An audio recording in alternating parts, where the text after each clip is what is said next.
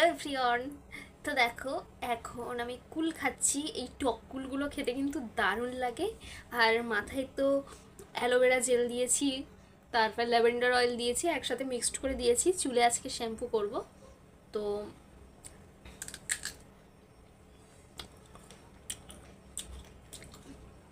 তোমাদের সাথে একটা পার্সেল শেয়ার করব, সেই কারণে আসা। এই পার্সেলটা এসছে, আমি খুব এক্সাইটেড ছিলাম পার্সেলটার জন্য।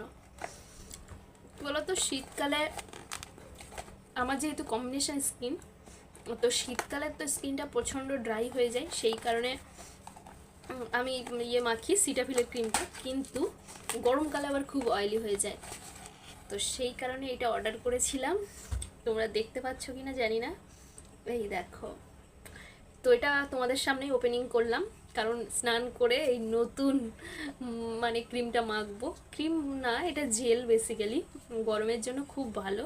আর যাদের আমার মতো কম্বিনেশন স্কিন, এরকম মানে কিছু দিলে শ্যুট করে না, তো এটা ট্রাই করতে পারো, এটা খুবই ভালো। তো চলো, বাই।